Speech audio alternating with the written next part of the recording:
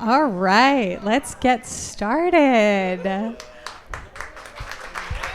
Thank you, everyone, for coming today to our second annual Spotlight on Props panel, where we honor Property Masters Guild members whose work has been nominated for various design awards throughout this year 2023-24 season. Today we have Guillaume Delouche, we have Matt Cavaliero, James Eddy, and Jamie Wilkinson, who's zooming in from the UK.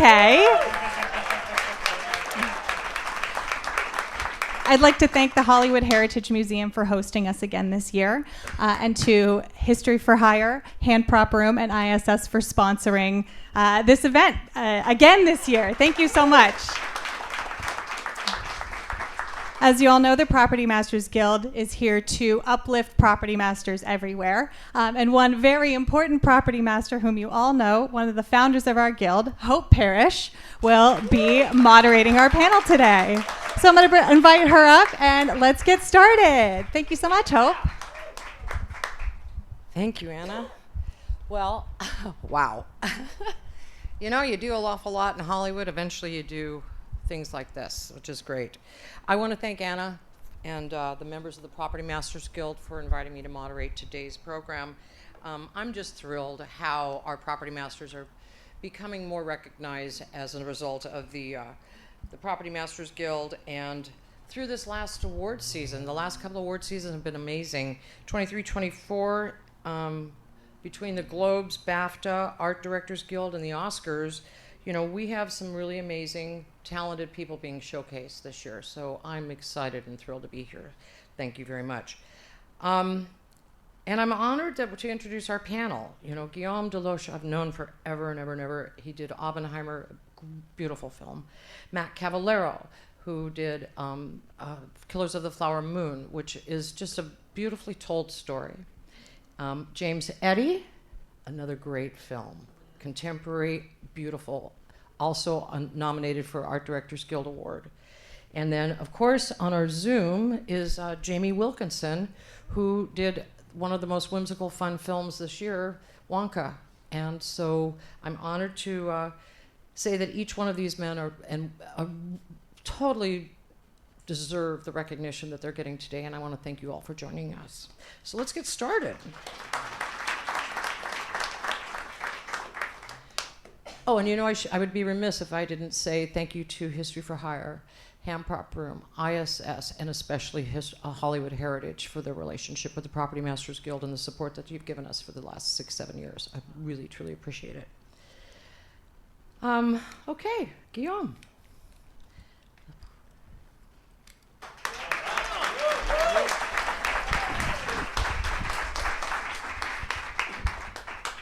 Things aren't that comfortable. I think we're going to see a little clip from his movie. This is a national emergency. Didn't need a charge.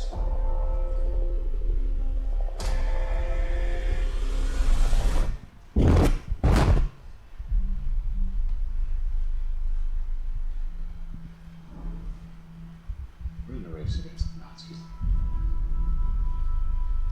And I know what it means. If the Nazis have a bomb. We have a 12-month head start. 18. How could you possibly know that?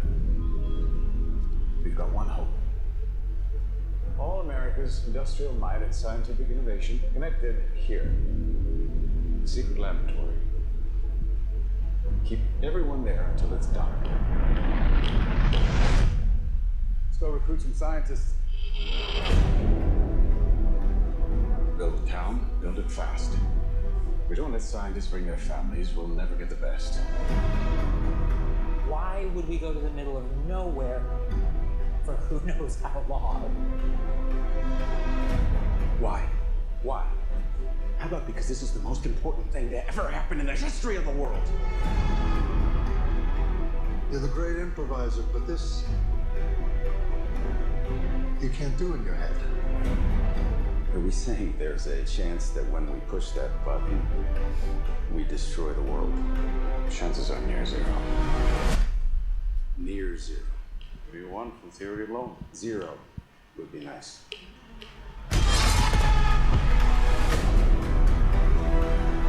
This is a matter of life and death. I can perform this miracle. World War II would be over. Our boys would come home. That's happening, isn't it? The world will remember this day. Our work here will ensure a peace mankind has never seen.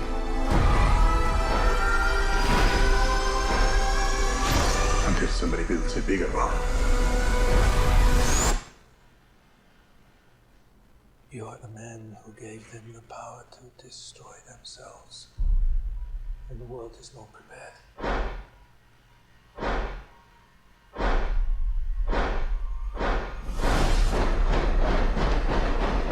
8, 7, 6, 5, 4, 3, Truman needs to know what's next. 2, What's next? 1.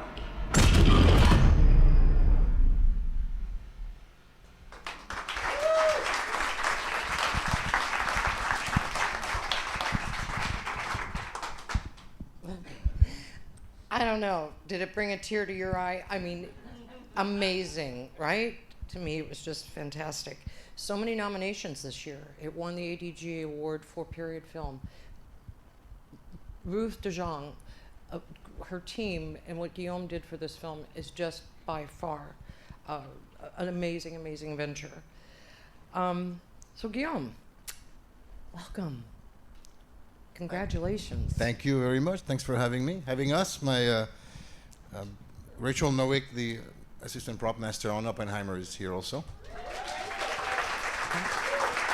Couldn't do it without you, Rachel. So, Guillaume, this was your first time working with Christopher Nolan. Can you tell us what his formula, his system is? Yeah, it's a lot of discipline, and Chris is omnipresent in prep, and he's never more than a few steps away. So there's a lot of he's not holding your hand, but he is always there and always available to answer questions. So it's in that sense, it's makes things a little bit easier than usual, and everything's done in house with Chris. So it's very intimidating, obviously.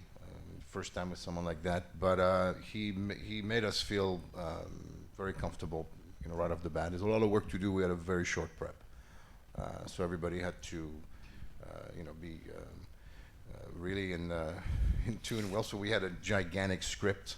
It was 3 hours, so almost 200 pages. So it was quite a bit of an intimidating task at first.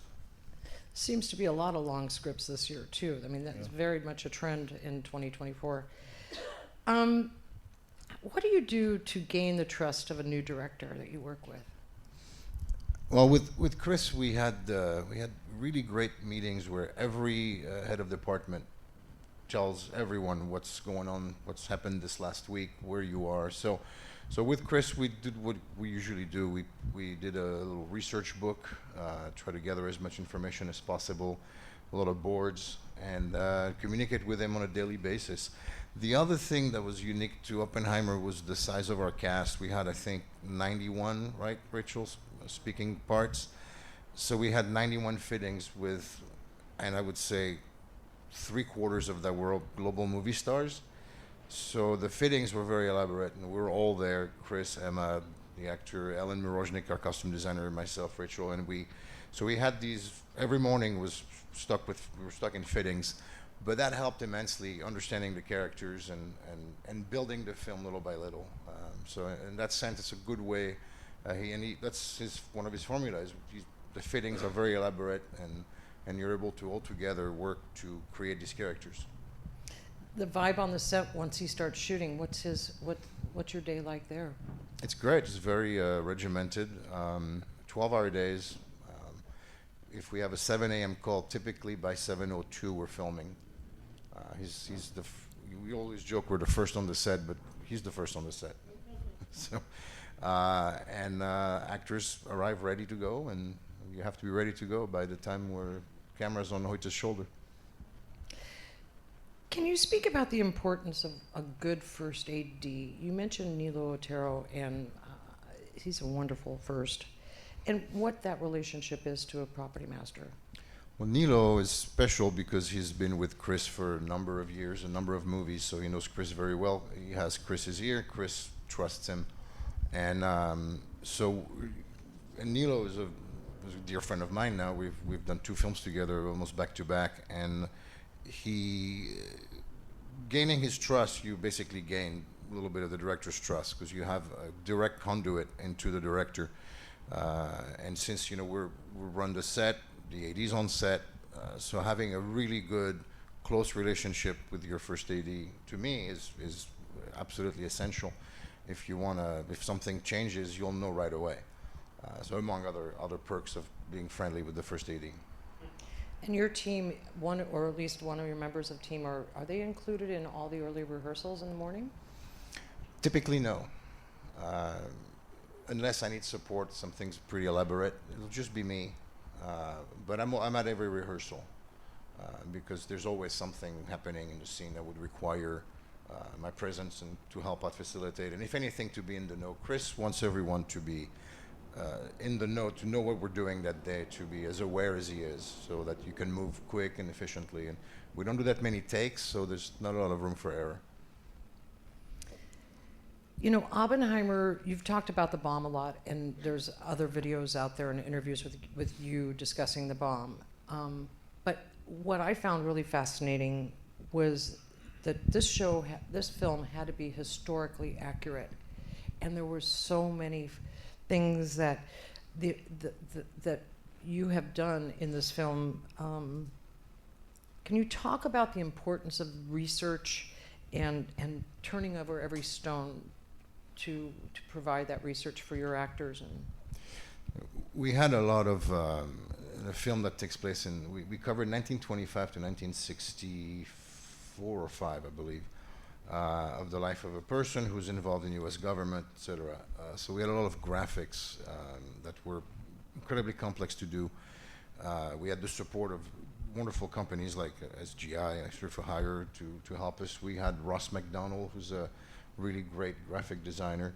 But the tricky part for us was to recreate realistic historical documents that existed, but with the likeness of our actors. We had to do the Fermi Award, and so we had an actor playing Antonio Fermi in the movie. So on the medal, it had to be the actor's face, because that's who we've seen in the film. So I couldn't just use a good replica of the Antonio Fermi medal. We had to make one. We had a lot of Life magazine, Time magazine covers with one particular tricky one with Killian, which was a drawing. I think it was for, I think it was Time. And so we had to have an artist do a matching style, but with Cillian Murphy's face instead of Robert Oppenheimer, and that took a while. That was there were a lot of different versions of that, and I think Chris approved it about a week before it was due, and so a lot of these, when you're doing a historical film, I've done a few, and you can recreate things that you go to a museum. It's it's not easy, but if you do your research. But when you also have to, when these characters are brought to life and you have a ton of them and they have to appear on the cover of magazines or on medals or on other things, that was a tricky part for us, was to get that right and with our cast. So. I think you brought some visual aids for that. Is there a way to show those to our audience, some of the things that you recreated using?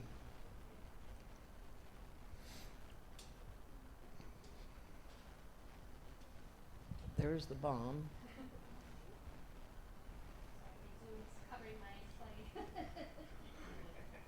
Oh yeah, it is. It's the right-hand corner.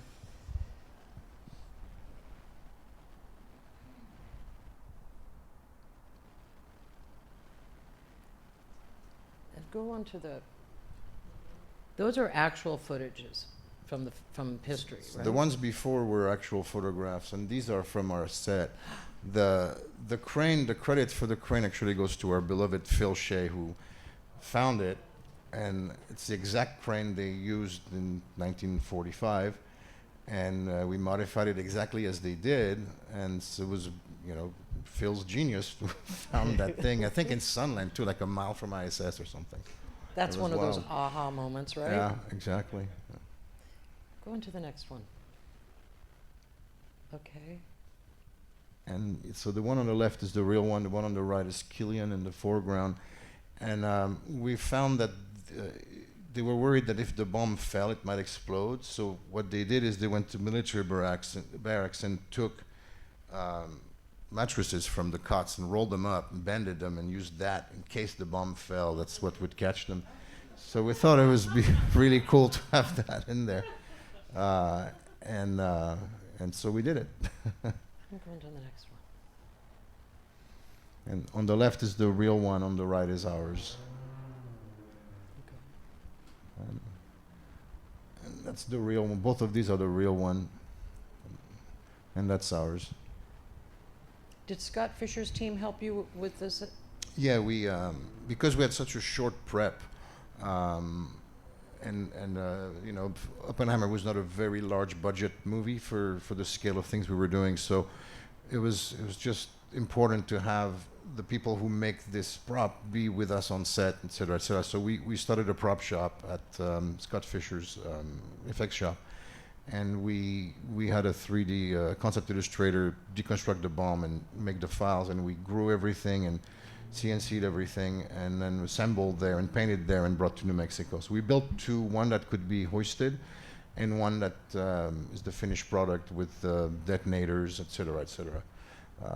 It was a fun project to do this prop particularly, because we see it from beginning to end, and so there's many different incarnations of it throughout the film. Go on to the next, Ange.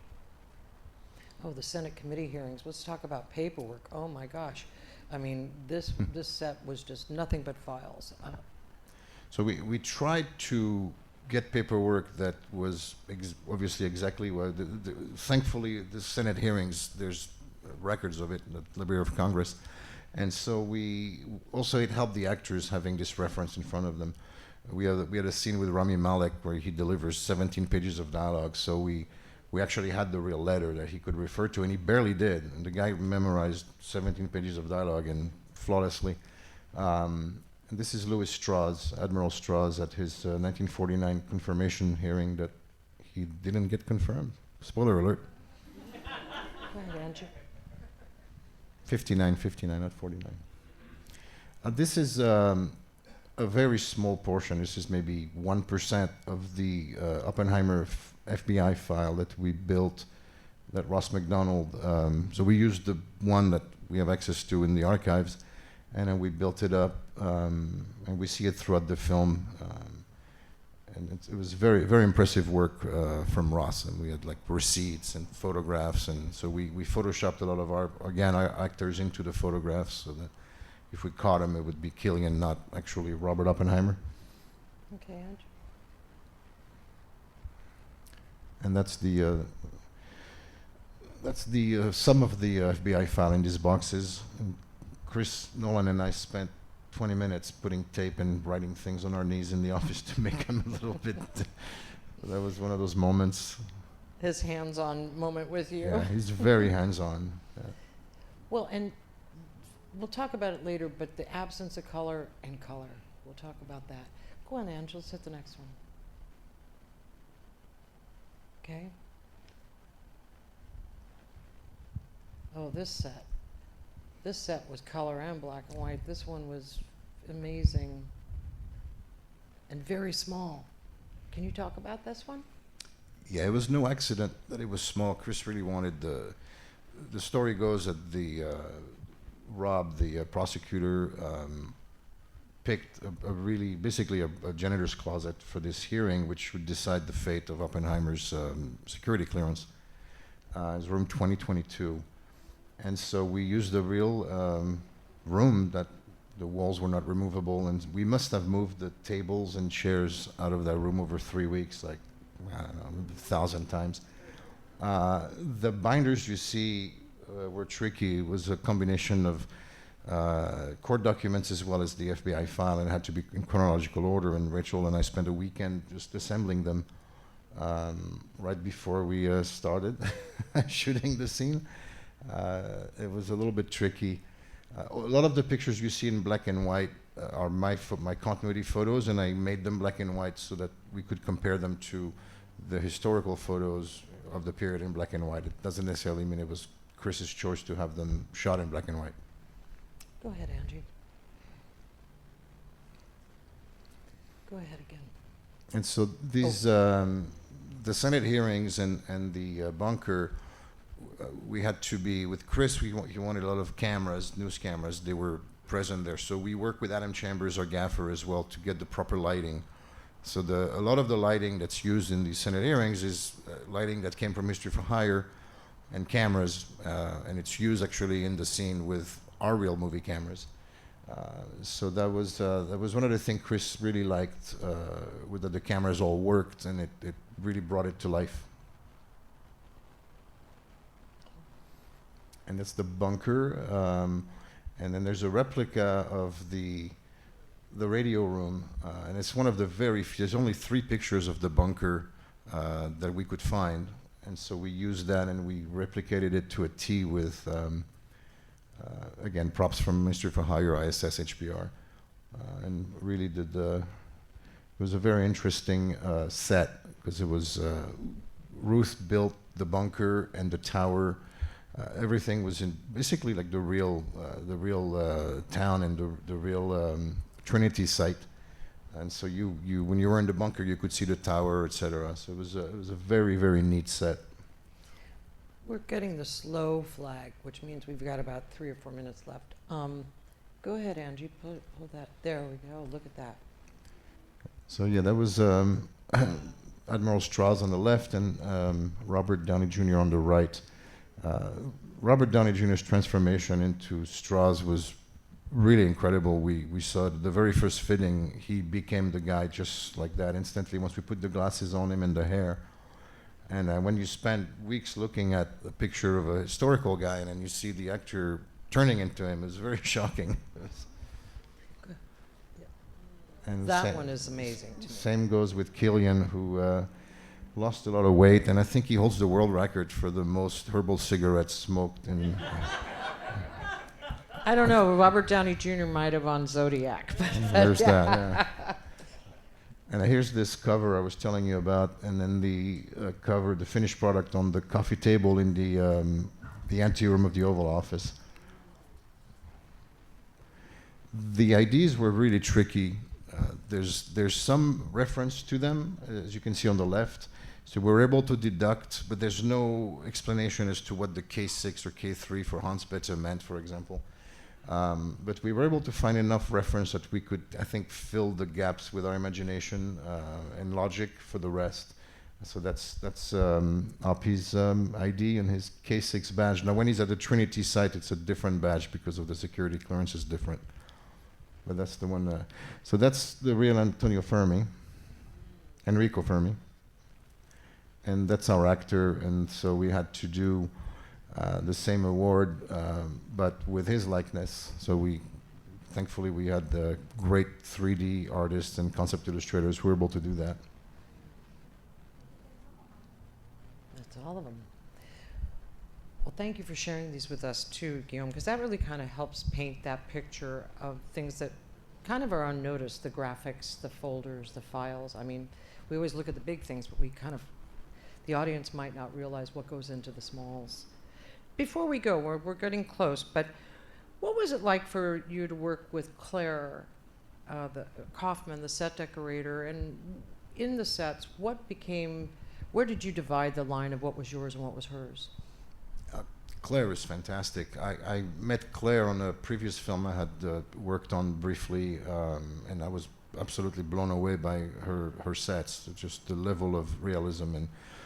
And so when we worked together on this, we were joined at the hip. There's no really a limit. I mean, I always work very closely with the costume designer and the set decorator because it's all one thing.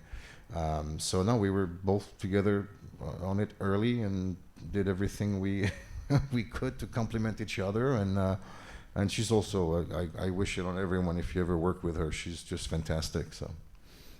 Can you talk about the blackboards? Yeah, the blackboards were another big headache. We ended up hiring Professor David Salzberg, who chairs the UCLA physics department. He's one of the scientists also who does research at the Hadron Collider, so he's a real physicist. And he broke down the script for us, and with all the historical formulas that we had to have. There's a moment in the film where in Germany they break the atom, they figure out how to create a chain reaction. And Oppenheimer does his own equations and says it's not possible. And so we had to show that moment. And because it's Chris Nolan, we really had to show that moment. So we spent a lot of time writing Blackboard. But not just that, we produced hundreds upon hundreds of notebooks for the students in 3 different countries and over 4 different eras. So there's the progression shown in mathematics and physics as well that we had to show. So thankfully, because I was terrible at math throughout my entire life, and physics out of the question. So thankfully, we had access to the real deal there, and you know that was an immense amount of help we got from him. Well, Guillaume, that concludes your portion of the talk part, but we'll get back to him towards the end where you can ask him questions. So we'll hold the questions to the end. Thank you so much. Thank you.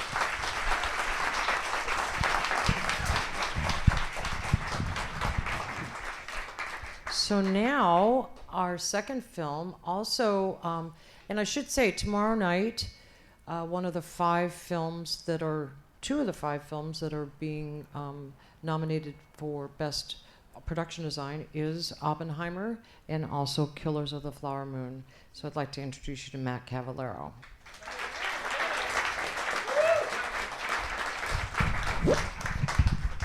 Hello. Hi, Mary. Hello. Man, I'll tell you, if you haven't seen Killers of the Flower Moon, it is a story that needed to be told. It's beautifully done. Rodrigo Prieto is a cinematic genius. Jack Fisk, production designer. I mean, all the elements of a great film. Marty Scorsese is one. Oh, that's right. Let's watch the trailer. What color would you say that is? My color. The Osage. They have the worst land possible. But they outsmarted everybody. The land had oil on it. Black gold. Money flows freely here now. I do love that money, sir.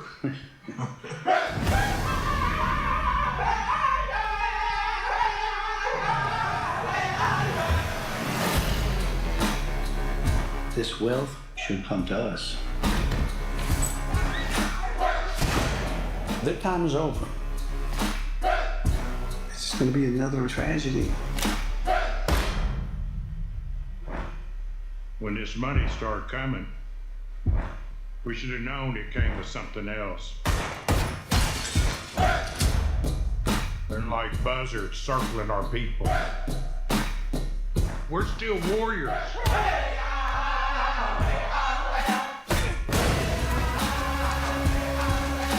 I ought to kill these white men who killed my family. I need you here. I am right here. You've got to take back control of your home. I was sent down from Washington, D.C. to see about these murders. See what about them? See who's doing it.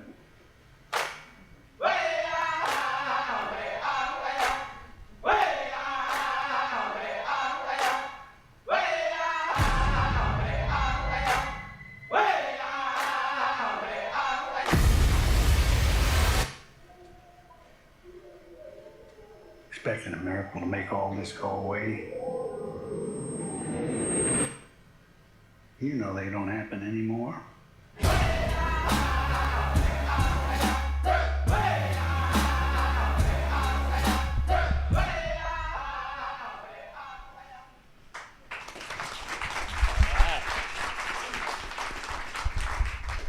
like I said, if you haven't seen this story and seen this movie, Rodrigo, Jack Fisk, Jacqueline, I mean, amazing crew. So Really is. it was. I mean, what a job of a lifetime, right? Well, an undertaking of a lifetime for sure. Well, Martin Scorsese is one of Hollywood's greatest storytellers, on camera, off camera, and in the editing rooms, by far. What was your approach to being his property master on this film? Well, first of all, I also want to acknowledge Kim Ritchie, assistant prop master on the film, who's with us here tonight. Also, so it was. I mean, the first part about the obviously the book came out, and it was an incredible book, and David Gran had done incredible research on it. And then by the time, because the movie had started and stopped because of the pandemic and some other stuff, and so by the time we were really up and going, it was almost like a little bit of catch up. Like Marty's team and everybody, the volume of research they had put together, Jack, Adam, and the set decorator, and it's just us trying to put all of those resources together. And so the approach with that group I found early on was that we were gonna provide really the Osage element as much as possible. That was the big hurdle that we were gonna get over, is, the period, the 20s, the early 1920s that we were in, goes without saying that we had to handle that. But then getting the Osage family and nation and community and culture together to bring to their team was a big undertaking, and that was our focus, I think, right out of the gates. How did the Osage community interact with you? Well, I mean, one of the great fortunate things is that we made this movie in Oklahoma. We made the movie in Osage County. I mean, I remember when I first met on the film, there was talk of New Mexico and some other places, which could have been great as well. But to be there in that space opened such incredible doors for us. And so our approach was to gain the trust of the community primarily, because we couldn't just roll in there and be like, oh, here we are, and everyone was just waiting on the street to give us, all of the things that we needed to make the film happen, and to all the artisans and to create the stuff that needed to be created. So that was what we felt like was the most important thing, is to meet with as many people as possible, to sit in the living rooms, sit in the dining rooms with these people and go look at their pictures and show them the pictures that we had found and the ideas that we're talking, and just kind of let everybody there know that we weren't coming there with a preconceived notion. We wanted to tell their story in every possible way, and that was the big focus, I thought, for us. Did they interact? Were they on set with you each day? Yeah. So, excuse me. We made a conscious choice. Well, I mean, we literally needed everybody. The finger weaving, the bead work, the feathers, fans, all of the costumes and the basket, the blankets, and all that stuff. Like, it's a specific thing to create that people only know how to create in that environment if they're brought up that way and taught and developed over generations and generations.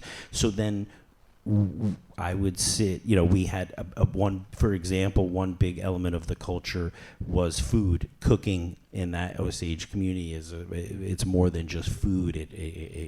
It's such an important sign of respect and all of that. So it's not like we were trying to bring in a food stylist from LA or something like that to kind of duplicate.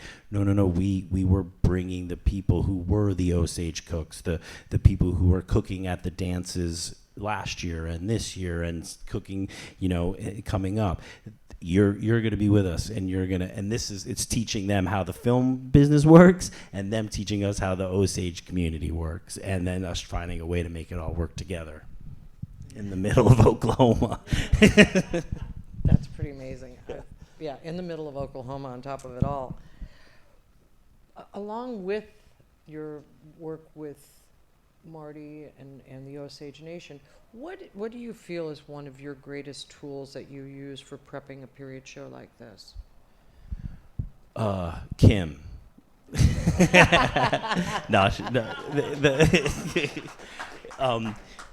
But one thing that Guillaume said too, which is I feel 100% the same way, is that we were all sort of in it together, and so the coolest part would be, and one of the things I like to do is when in my office, I don't want to know what color the walls are in my office. I want every inch covered with pictures of as many pictures as I can, or breakdowns of we made a family tree of the of the characters and which you guys might do on all of your research and stuff, and everyone would come into our office like, oh, I didn't know that and then I would go, and the set decorators, the pictures they had, the research, the catalogs, all of that stuff that we all do.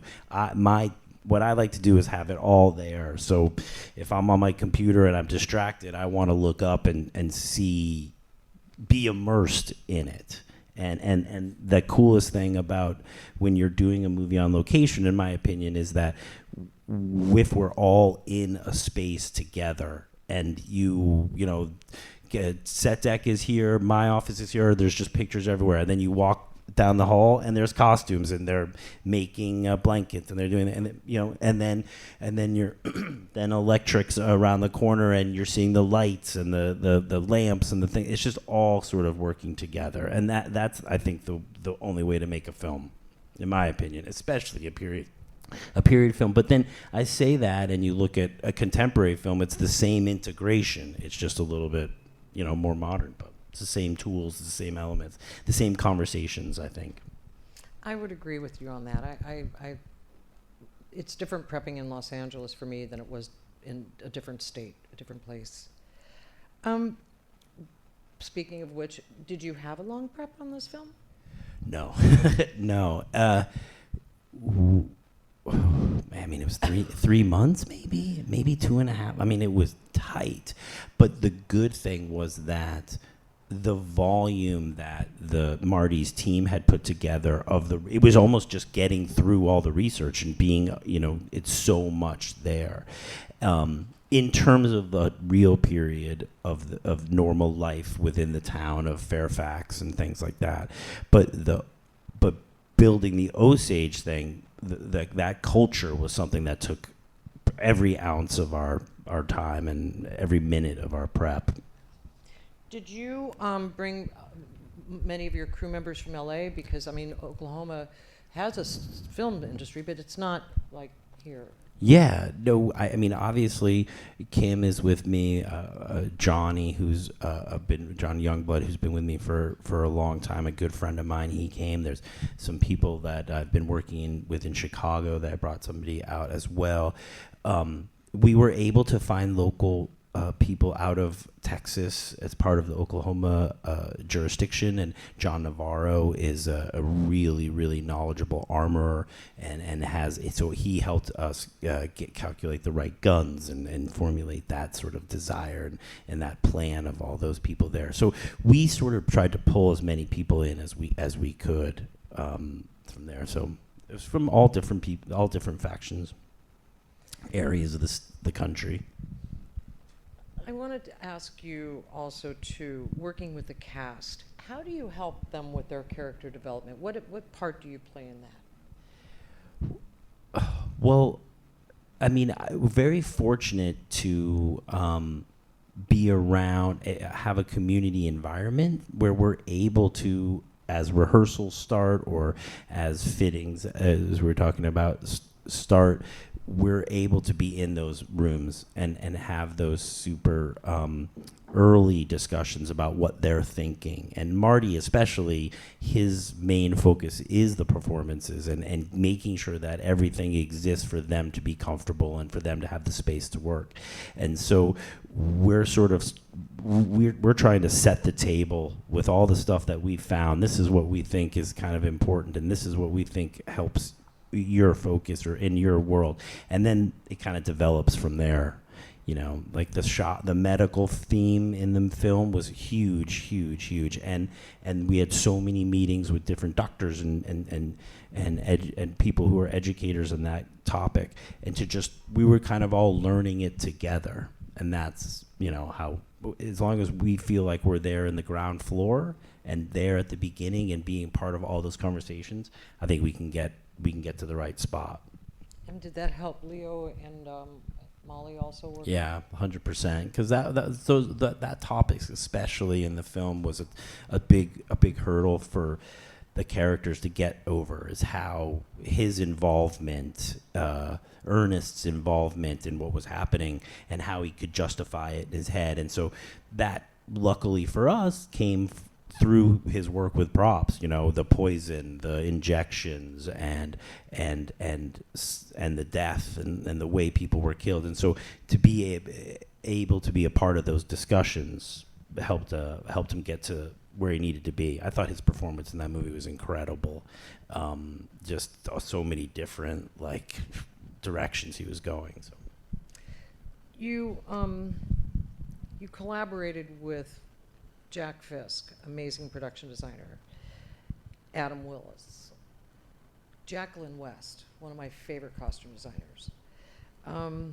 How did you work with them? What was the key? I mean, I know Jack, I heard him say that they found receipts for the actual furniture, some of the actual furniture that Molly had bought for her house when it came into the money. And so they went out and found those things to dress the house to look exact.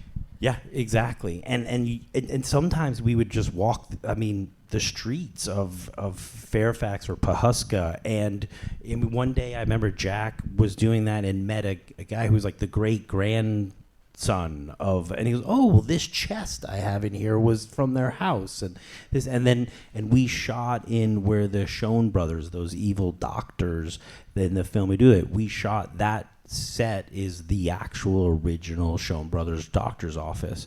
So just being in that environment and trying to open those doors and meet the relatives and the families and the communities. And then, that her house and the village was out in the middle of nowhere. It was like 10 miles from the closest road. There's very little CGI in the film. A lot of that stuff is built, and just so going through all those elements with Jack and he's crazy the amount of knowledge that man has. I can never get to that level of knowledge of it. It's just the way, these are the nails we're going to use. These are the wood. This is the wood we're going to use. This is the type of trim. Just the color palette. He got a real color palette from the 1920s that was up on these are our colors. This is where we're going. He mentioned that on the Academy interview, that he bought it on eBay, a 1920s color palette, which I thought, he's so authentic, that man. Yeah. I love him. Yeah, it's our equivalent of our Sears catalogs and our other things that we all find, and yeah. During this time in history, we see not only motorized vehicles, but we also see horse and buggies and horses and things like that. Can you talk about your involvement in that area? Yeah, we had an animal team, as we all sort of do, and then, but it was finding the right carriages, finding the right horse tack, and then seeing in the research what it was, and then finding people to actually make it. And again, the fact that we were there in that region of the country was incredibly helpful. We had Kansas gentleman who created a bunch of the leather saddles, who created some belts for us. that's always a tricky thing because you're not always with the horses and you're not always with the cowboys because they're in their other world, and then they come in and you're, whoa, what is that rope? That's a nylon rope. Hold on, I got something better here. So that is just a constant dialogue and looking and show and tells and all of that stuff, getting to the point of finding that stuff. And then you just provide the license plates for the motor vehicles as well and do research on that. Yeah, all that. Yes. Did historically, Robert De Niro is a very interesting man when it comes to props. Can you talk a little bit about your experience with him? Because Leo is he gives you a master list, and you could talk about both of them if you like. Well, I mean, with Bob, I mean, he's hilarious. I don't know if you work with him. He's a really funny guy, and he's always cracking jokes and always doing it. But with Bob, he had specific ideas, but he also wanted to know what we thought about his glasses, for instance. That's a huge element in the film. And I remember the first day, we're standing in the middle of some field or like a dirt butt, and he's like, my glasses are... I had to basically remake the glasses on a barrel, with screws, with the wind and the dust that we're all... with everybody standing around over your shoulder. So it's that kind of an element with him. But they were incredibly open to our suggestions and what we had learned. And then specifically as we started to learn the pieces of, like, you see in the film, there's like a baby naming ceremony as an example, and the wedding as an example. There's not like a YouTube video about what those are. So we met with the people who do those ceremonies and who have done it generations and their grandfathers. And so we were able to learn and then be the ones to relay that to Leo and to Bob and to Marty and with his team and everything. And that was just really special, I thought, because we're all sort of learning it together and kind of figuring it out together. And I think when it comes from that source, I feel like we get a chance as prop people to be, I'm not going to say we're not equals, but we're part of the creative process. We're not, hey, I want this for this scene. You're saying, hey, I was meeting with, an elder over the weekend, and she brought this up. I think this is really kind of a nice element that could be something for you to incorporate, Leo, there's a scene where he gets finally caught, and he's just sharpening his knife on a stone, and that's a really good example of us all being there in Oklahoma and talking to different people, and just a little note of moment. Oh, I like that. Let's get that in somewhere. That's that type of stuff, if that makes sense. Well, that's the fun kind of stuff that I think 100%. Master. I mean, that's what we do. That's what we're there for. To be a prop master and to be able to interact like that was my every day. So we're coming to an end for this portion of your conversation. I'm sorry I don't have the visuals like Guillaume. I apologize. Maybe we can edit them in I'm shooting later on. right now, and I was like, So. But every prop master I've ever encountered, we all have that special moment when we have looked, searched, lost sleep at night, can't figure out where it's coming from. What was that for you on this film? Oh my goodness. Goodness. Probably many, right? There was so many. Well, I remember a day when Pam called me and was like, you will not believe what I just found. I found allotment maps of Pawhuska, Fairfax, original ones, and I don't remember where you got them. And she scanned them, and I brought them into oh my God, where did you find these? These are incredible. So there was that stuff. Yep, there was that, and then I remember, and we all do this where you're meeting with somebody and in their house or talking to someone, and they go, oh, I do have this box upstairs, boom, and it's just like, oh my God, this is it. But again, I know I'm a broken record, but like the like eagle feather fans, for instance, and like some of the feather work and the bead work, you can't just go anywhere to get that. You're getting to the point where someone's like, well, okay, I'll make that for you. I will, and we're not allowed to possess eagle feathers and stuff. So it's would you be willing to come to the set and be with us on that day and utilize your personal things that are dear and really, really important to you? So there were so many of those little breakthroughs. The pipe, that we see at the opening of the film that was handmade by, you're there, you're sort of with them as we're sort of talking about what it should be, but you're really also at the mercy of their sort of thoughts and energy to get it accomplished. So when that stuff falls into place, that's huge. Well, Matt, I want to say thank you for sharing your Thank you, everyone. This is really cool. Thank you, everybody. And I want to say congratulations, and tomorrow night, thank you. The two of you will be seeing which one takes the award. Yes. Thank you very much. Thank you, Matt. We'll bring you back up for Q&A. So next, you're going to see a clip from The Killer, Mr. James Eddy.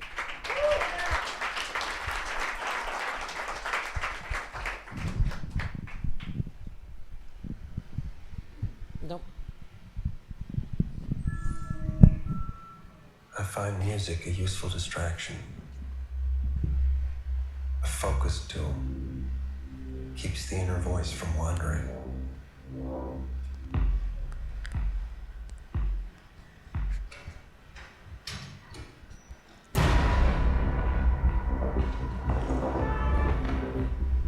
This is what it takes. My process is purely logistical. If I'm effective, it's because of one simple fact. I don't give a For what it's worth, I would never have involved your female friend.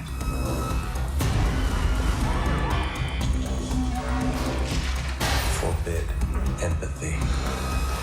Please. Trust no one.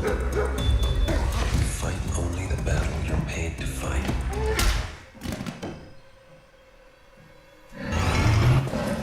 Breathe. Calm. Prepare to be excited. This is what it takes. If you want to succeed.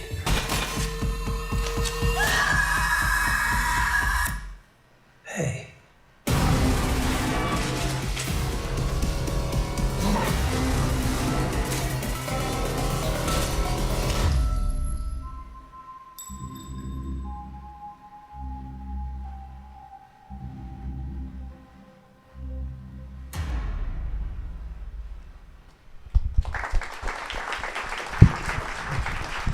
Pretty cool.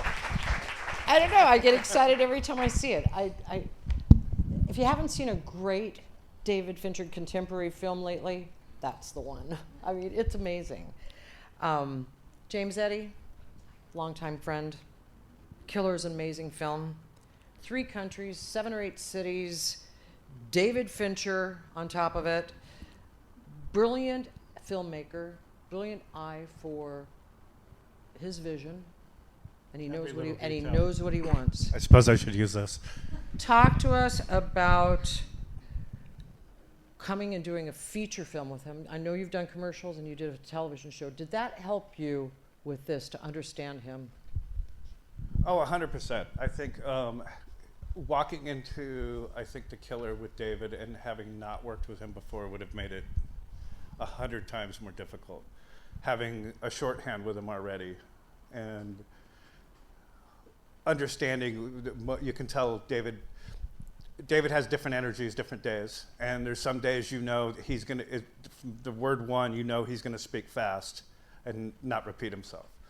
So you can tell by his energy that leave the jokes aside, pay attention because he's got someplace to be. So, having that shorthand from I did season 2 of Mindhunter with him was the first time I worked with him, and you learn quick that his dialogue, his language, and it's very intelligent, very articulate and well-spoken. I've never walked away from a conversation with him where I didn't know the shade of blue that he wanted. He's very clear of his direction and what he wants out of the props. David is notorious for multiple takes and multiple scenes. You started this film, short prep. Talk about how you began this film and where that began filming, and a little bit about what you did, because you know David so well. Well, where we started with the film actually was the Nemesis sniper rifle in the opening sequence. And I actually started on that with meetings via Zoom from Pittsburgh with David, his producing partner Sion and wife, and Don Burt and Larry Zanoff at ISS Weapons months before. Those things started in May, and I didn't even come on to start prepping until August, because we built 4 matching, 2 real, 2 replica. The company that manufactured them needed some time with them, and so we started with that, and figuring out how to get these things around the world for Fassbender to train with them. And that was, we shipped weapons to Paris and Dominican, and not for filming. We shipped them literally for Michael Fassbender to train with. And with the help of our very good friend Guillaume here, I found a wonderful armorer in Paris who went and trained Michael and sat with him daily as long as he needed the help. And then they shipped it off to Dominican with us, where we did the same thing with the assistance of the Dominican military. Would take the weapon, because they had to house it in their bases at night. We couldn't keep the rifle on the truck because of local laws. But the military would help us, and they'd bring it out to set with us, where I can remember one day we were in Colonial Center, and here comes the Dominican military and hands me this sniper rifle that we're now sitting at a prop cart in the middle of this, oldest courtyard of the oldest church in the Americas, and I'm, giving tutorials to Michael Fassbender on how to break down a sniper rifle. That was an interesting day. He was brilliant. I mean, the man never blinked. He was calculated. I mean, and that comes from David, that comes from you, that comes from repeat, rehearse, rehearse, rehearse, rehearse. Talk about, I know that you said you were not in Paris to start. You shipped everything over there because you were prepping Dominican and prepping this. I mean, this show was everywhere. Talk about what you had to do to get, how many copies of things, or doubles of things, as we call it? Everything that you see Fassbender carry, everything that belongs in that bag, everything that comes from his pockets, every continent and city had a minimum of 2 each. So that duffel bag that he carries everywhere, I think we bought 8 or 10 of them. 2 went to Paris, 2 went to Dominican, 2 stayed in New Orleans, and 2 always lived on the prop truck. So we never got caught up with FedEx or, the last thing you want to do with David is not be prepared for something. And if it's in somebody else's hands, like FedEx or Pac Air or something like that, you don't sleep that night. So we just eliminated that. And everything from I think we had 15, 20 pairs of his glasses. And, they actually found those in Paris, and I doubled them here in the US and took to Dominican with us, even though they shipped to Dominican to us also, but just never wanted to get caught up. So with David, that's the biggest thing, is numbers, because he's going to do a lot of takes, and if things start to show too much wear, then it's time for a new one. Even a piece of paper, I can remember doing inserts with him on shots in the past where you could throw 100 pieces of paper just because the crease that he picked, most people wouldn't have caught it, but David's eye sees everything. I mean, I heard when he did Fight Club, they had a dolly shot on a poster on a wall, and they did it 98 times. What was the poster doing wrong? Anyway. Our first shot of Mindhunter Season 2 was about 97 or 98 takes of Jonathan Groff throwing his coat on the back of a couch. Tell me, how many cell phones did you have? I mean, 2 different times he stomps them on the ground. How many times did you have to get that? We had 3 or 4 different types, and we had originally shipped to Paris a bunch, but they got their own there. For each type I think we had about 100. And the last phone that we see him break and destroy in Chicago, I think we were down to about 45 or 50 of them. And David said, no, that's twice as many as you need. And it was the only time I've ever cheated anything with David was we ran out because the street sweeper would eat half of them, and the half that survived usually had a cracked screen. So run to the truck, how many smartphones do we have? And I think we ended up using about 6 different types for that, and probably well over 60 or 70 of them. The street sweepers left that night with at least 50 phones in it. How do you budget for something like that? I mean, It just, right out the gate, any other director, I would have maybe given him 6 or 12 takes on that, and it's just, you just know that with David, it's 100. So we have $30,000 in phones that we're gonna destroy. Okay. And we got really lucky that we found this one company.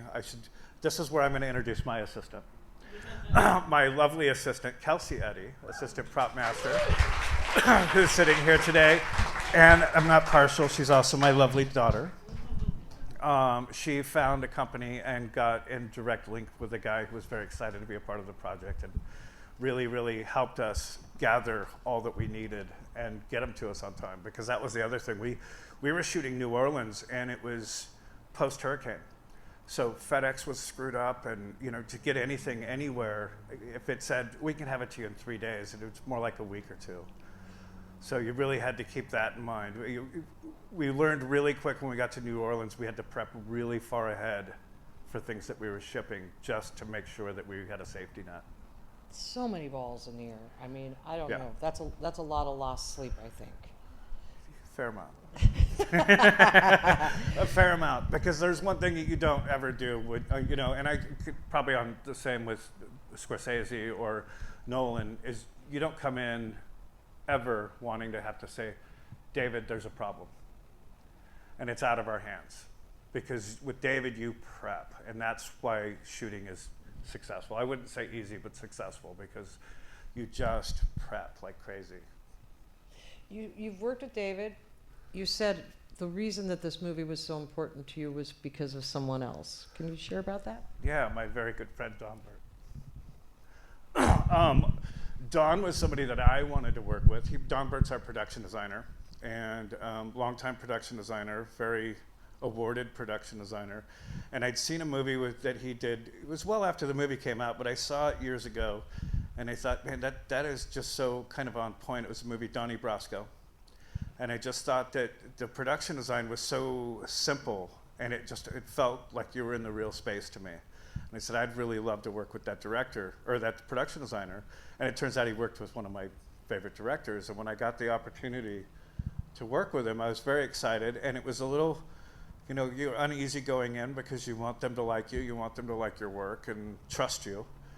And it was a little slow going in the beginning because, Don's done 7, 8 films with David, won 2 Academy Awards with him. So he's very protective of David and the overall design. And I remember one day having to drive from New Orleans to Slidell, Louisiana, to check on a prop.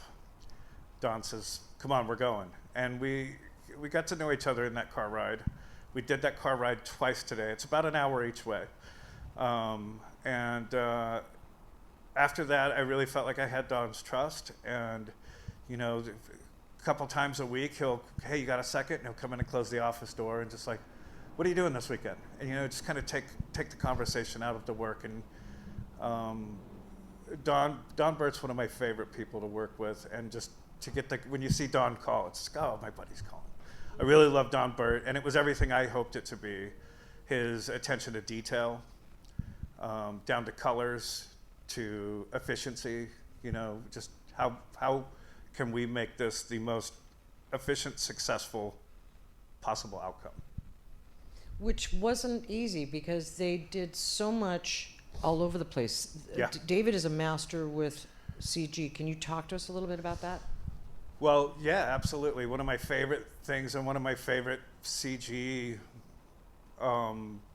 things I've ever worked on is the opening to the movie, the Parrish loft. Most people wouldn't know that was shot in 3 different places. The exterior that you see of Parrish is Paris. The interior loft was built on one stage in New Orleans. and the interior of each apartment across the way and each flat across the way is a whole different stage. And it was built on a stage big enough to accommodate a long lens to be far enough away from where the killer should actually be looking at those. And it's all married together with CG. And it's so seamless and so clean. If I wasn't there, I kind of probably wouldn't believe it myself, because it was just so perfectly done. I couldn't believe it when you told me, but I knew it. I believe it because I know him and I know his work, and it's amazing. I also know someone else's work, Alice Baker, Love the Alice set Baker. decorator. You guys killed the interior of a home. And with someone like David Fincher, who does multiple takes, talk to us about that, because that scene is just, I mean, it's endless. To me, it seems like.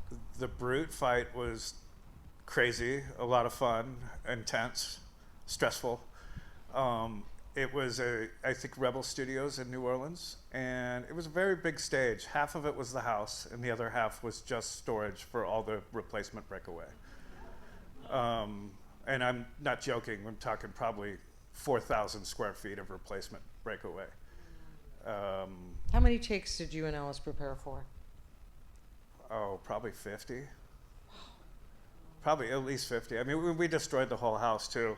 You know, it's the way you see it in the movie is how we shot it. From him coming through the door to that first hit where he slams him in the wall. Then we just would systematically stay in each room until we've completed destroying it, and move on to the next room. But like the shutters, that first hit in that bedroom where he takes him into the shutters, they were working on those until we were done shooting it. And we probably had 2 weeks beforehand. We probably went through 60, 70 of those things. New Orleans didn't have any shutters when we were done. A lot of takes, a lot of breakaway vases and picture frames, and cut out floors to be able to replace with pads. Same with walls, and there were so many little things. I think that was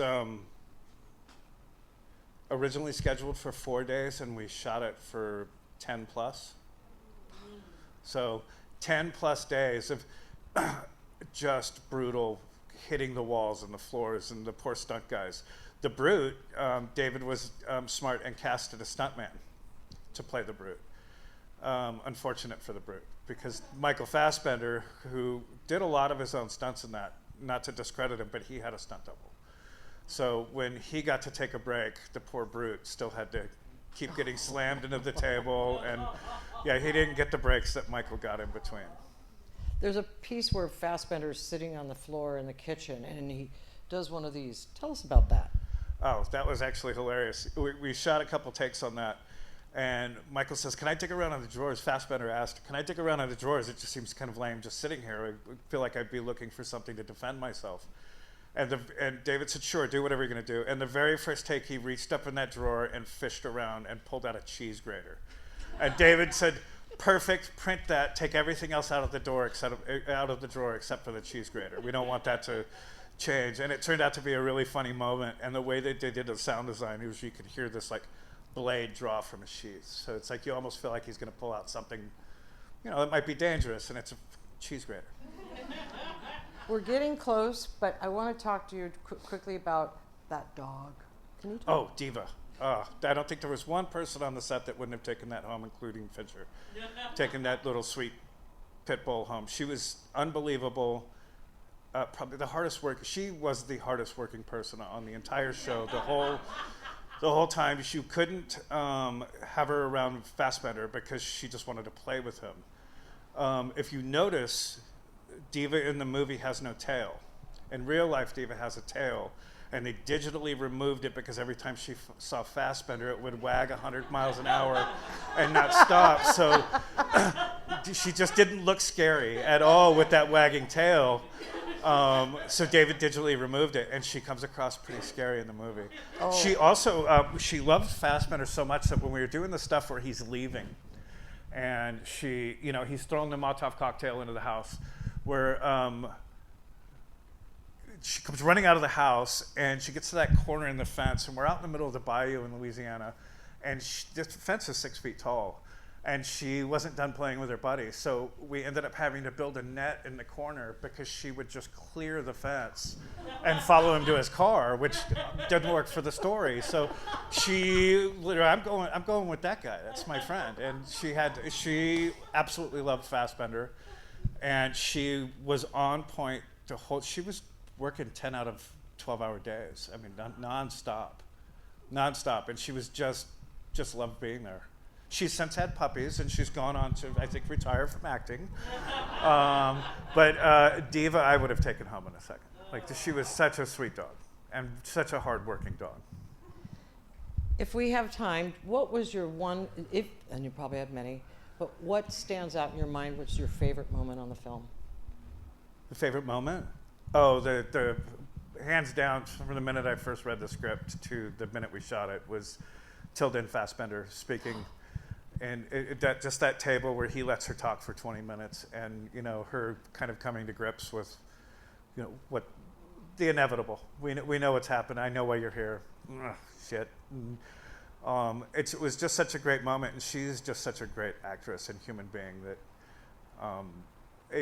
it was one that you knew going in that this is going to be great because the caliber of actors working, and it didn't disappoint. And it was amazing because by the time we shot it over the course of 3 days, that scene sitting there at the table, it grew into something that wasn't what was scripted, and it became so much better. And that's one of the fun things of working with David and a cast like that, is you get to watch them find all these new happy accidents and little things that make it better. And you'll shoot it for a while and do exactly what's scripted, and then he'll go, okay, let's play. Well, what can we find here? So for me, it was the Tilda thing. What was that last part of your statement? I said, he'll shoot it as scripted, and then you look for those happy accidents. And I think that for me, that was the one thing that always stuck out in the script that I was excited to see. And when we shot it, it was really better than how it read. And it was a really great location. We were out in St. Charles, Illinois, and the whole crew was staying at one hotel, all the crew that had been traveling the whole time. So it was like you get up and walk downstairs to where you're having breakfast, and all the crew gear is there. And then in the next room was where we shot that scene for 3 days. And it was really, really a fun experience. Well, James, I'm so happy to know that David Fincher has someone who's caring for him and all of his everything.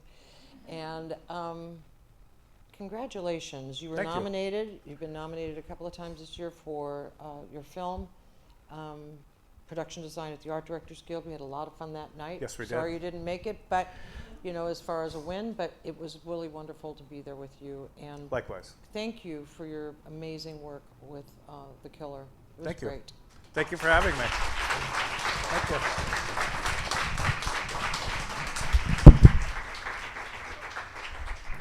So if technology is working correctly, I think we have a friend from the UK that's been in there the whole time. Are you there, Jamie? Hello? Oh, there you are. Hi, Jamie Wilkinson. We're going to show your movie, okay? Yep. And then I think we'll bring you back.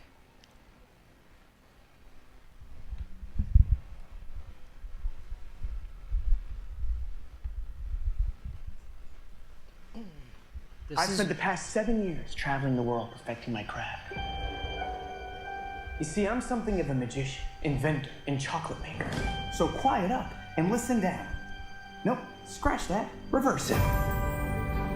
Mr. Wonka, I can see you're a man of great ingenuity. What are you doing? I'm making chocolate, of course. How do you like it? Dark, white, nutty, absolutely insane. Many people have come here to sell chocolate. They've all been crushed by the chocolate cartel.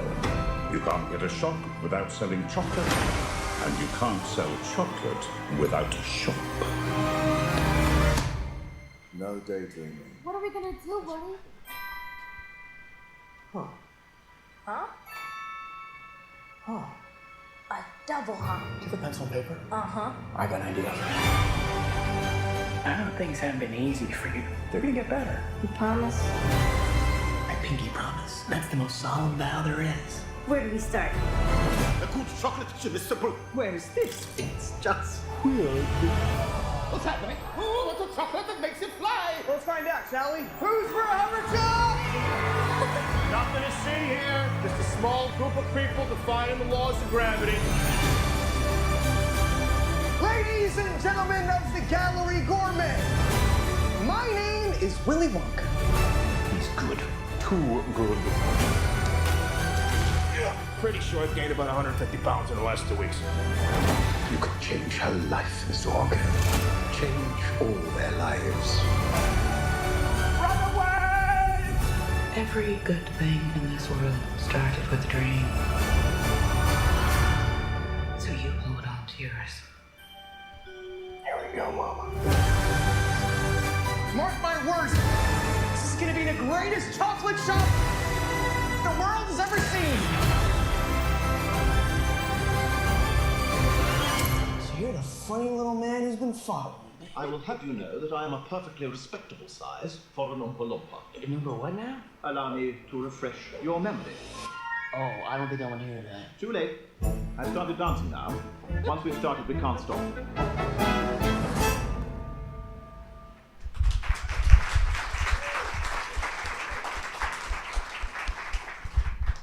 Hey, Jamie. Can you? I know you can't Right. see me, but you can hear me, right? I can hear you. I can't see you, but I can hear you. Okay. Well, that's it's not important to see us.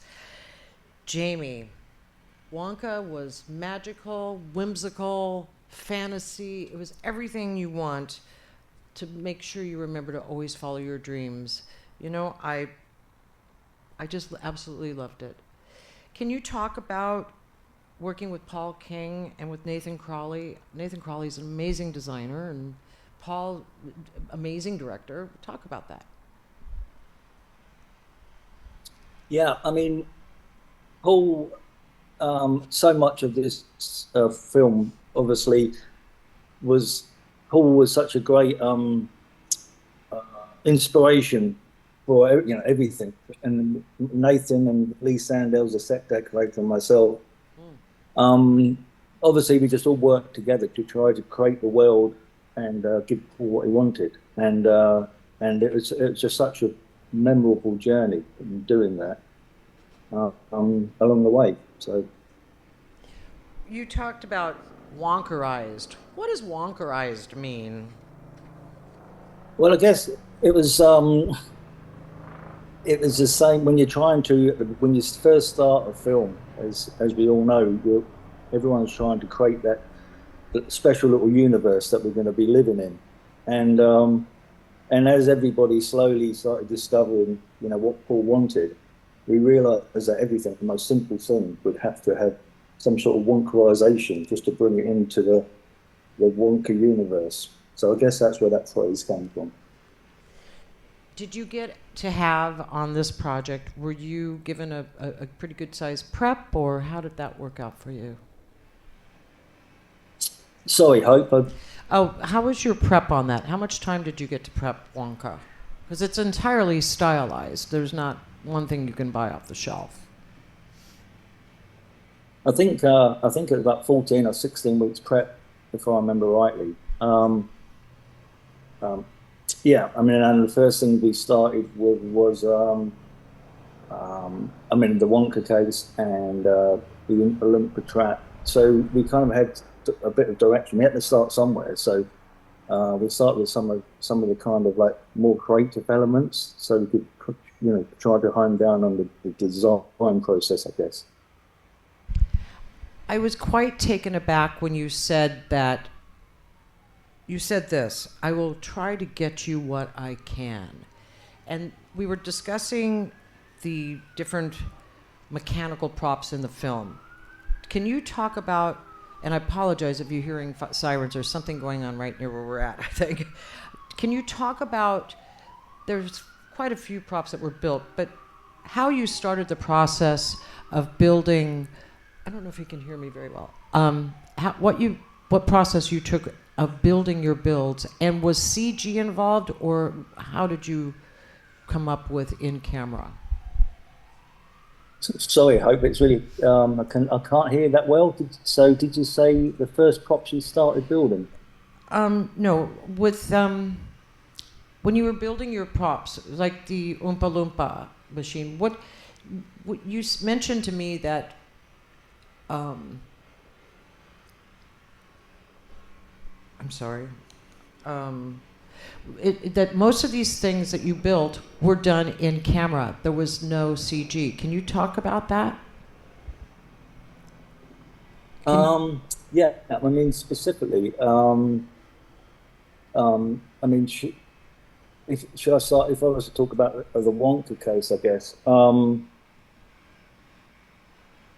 we first spoke to Paul, he had this vision of this case that was going to be, you know, his idea was that it just opened endlessly, and he wanted it to be almost magical, but not unbelievable. So, and he said at the very beginning, he wasn't sure how much, you know, we'd be able to give him and how much he'd have to do a CG takeover. So, you know, being into props like we are, I wanted to try to give him, well, basically everything in camera. So our process was really we went through a process of just seeing how much we could get inside the physical case. You know, we was quite adamant that we didn't really want to do any CG takeover. And so it was a process that went on from the day we started until the night before we shot the case for the first time, opening, which is inside Wonka's bedroom. Well, we have a couple of your videos that you sent to us that I'd like to show, because I was quite impressed that it was mostly done in camera and there was very minimal. I mean, I told you I would give my left leg to have built his box, and what you told me that it was 100% in camera and the only thing that was CG was a couple of color changes. So let's see. There's the Oompa Loompa capture machine. Yep. Go ahead and play. Yep.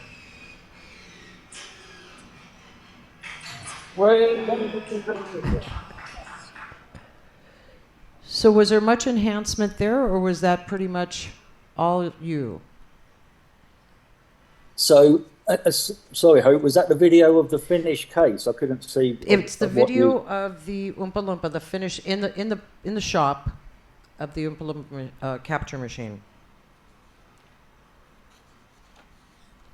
Yeah. So sorry. So if that's a hero case, yeah, that was built by our prop man Keith Ferris, and you know, he wanted to. It was about the whole storytelling of everything. You know, to make that scene was about how to make a silver lining. So we went through the whole kind of, it was almost a theatrical process of, as the case opened, it became its own theatre, and it was, you know, everything from the ingredients to the chocolate machine starts, and then the chocolate comes in the conveyor belt, and then you had the silver lining, you had the condensed light valves, lightning,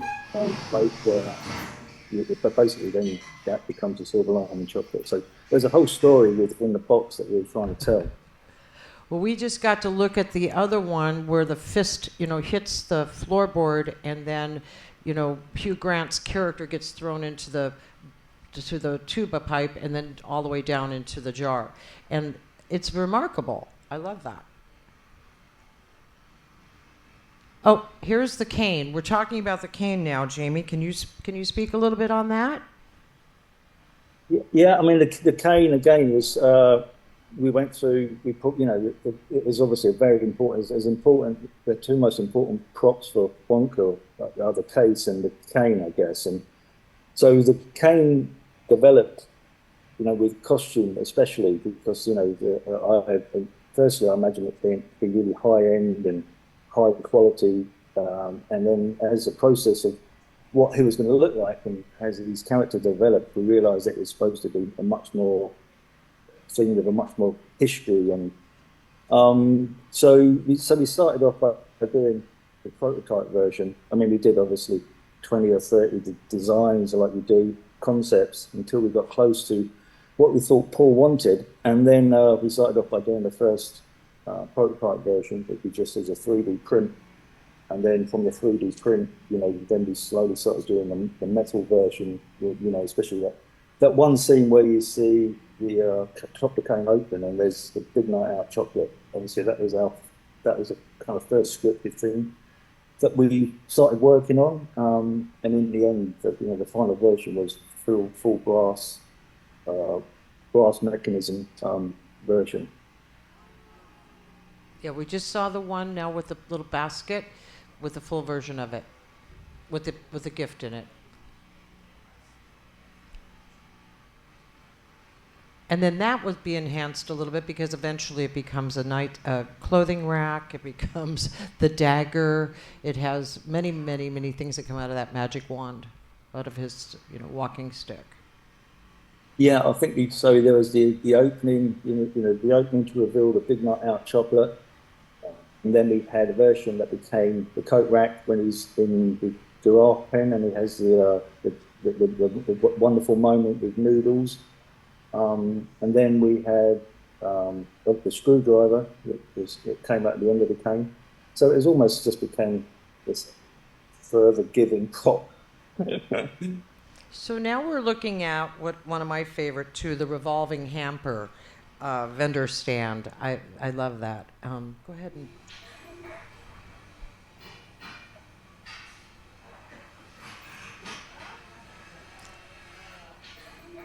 We're going to show it one second time.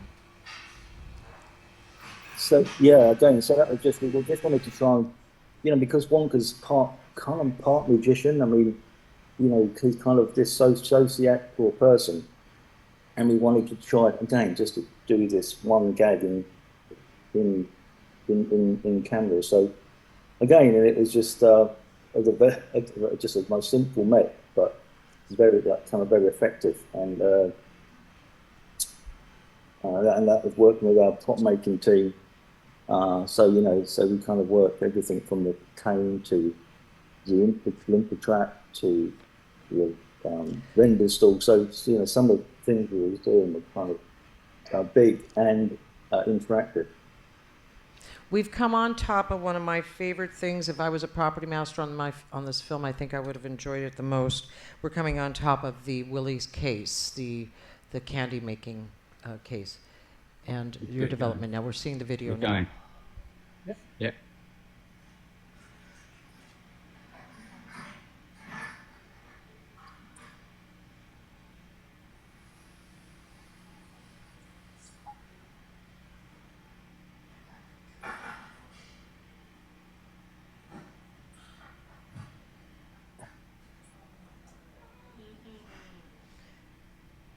Jamie, this is a prop man's dream, I'm telling you. Oh, so was that the hero case? Yeah, it's the white case, and it's just endless what it can do. Yeah, and it was a kind of journey in a way. It was it started off with it started off as very much just bench building. I mean, it was very much bench building, which I loved doing, and our prop making team loved doing. Where it's just a development of something. You can't really put that into a concept. So it's literally we just kept working on the process with Paul, and he come down on a weekly basis for kind of 14 weeks really, and every time it just evolved and evolved. And even down to the outside where at one point we had quite a fancy outside, and then Paul realised that it had to be the most simple outside, so he made it all in solid oak, and it was just all about the inside of the place where the magic happened. Well, I hope you have a relationship with your CG team over there, because you sure took a lot of work away from them. I love that this is all in camera. I just can't imagine. It's the most incredible prop. And when I watched it the first time, I knew that this was an amazing build. Gosh. We're getting to the slow part. Is there any more photos of Jamie's? That's it? We're on the last. And Jamie, I'm telling you, there's a few people's that mouths were open during the last part of that. Really quickly, talk about, it's a musical. All the interactives that were going on with set decorating and the production design and the choreography and people flying in the air and dogs flying in the air and things. How was that to work with? Well, Wonka was my first musical, and I didn't really realise at the time how much the props become so interactive when you're doing a musical. That with every beat and every song, and Paul loved using the props. Everything from when we was in the laundry to when we was with the chocolate cartel, and again it's just something I wasn't aware of, and Paul loved to interact with the props, and it's all so often about keeping the beat and making beats, and so it was a massive learning process for me, and obviously, again, so much of the flying, the chocolatiers flying in the gallery gourmet, so much of that was done in camera. We had 4 or 5 people, or the main artists floating around at one point, and I think there was probably 12 background people floating around at the same time. So when there was CG elements enhanced, there was very much kind of background, and so much of it was foreground, was there, done for real. So, and I kind of think we noticed that throughout the film, it kind of worked.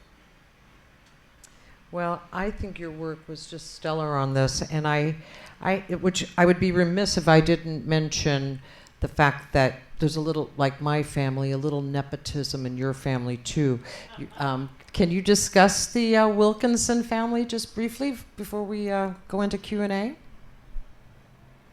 Well, basically I blame my father for this, for everything I do now. So my dad, Barry Wilkinson, who has recently become an honorary member of the Prop Masters Guild, and was very pleased to be asked. So yeah, for all my misgivings in the film industry, I blame him. That's right. And you're on your crew. You have brothers and cousins and sisters and I don't know who's not on your crew. I have 2 sons, and both my brothers. We all kind of work pretty closely, sometimes in the same films. And my brothers my brother Ben works on different films, and my 2 sons are working with me at the moment. So yeah, we definitely keep it in the family. Well, I think it's awesome, and you are part of our Property Masters Guild, and your father is an honorary member of our Property Masters Guild for his legacy of work, and I'm going to open this up to questions and answers, and I think we're leaving Jamie up there, right? Yes, I'd like to invite the rest of our panelists up as well, and if you have a question, because of course Jamie can only hear things that are coming through the microphone, if you'll raise your hand, Hope will call on you, and then if you'll come up and speak into the microphone, you can say your name. We are recording this for distribution later on the Property Masters Guild website, so we'd love to know who you are asking the question. Jamie, again, thank you for, I think, what is it, 8 o'clock at night, 10 o'clock at night there in the UK, but brilliant work, brilliant work. And that's the determination that I think as Property Masters we have to continue to do, is to see what we can do in camera. How far can we take it, So thank you. Thank you.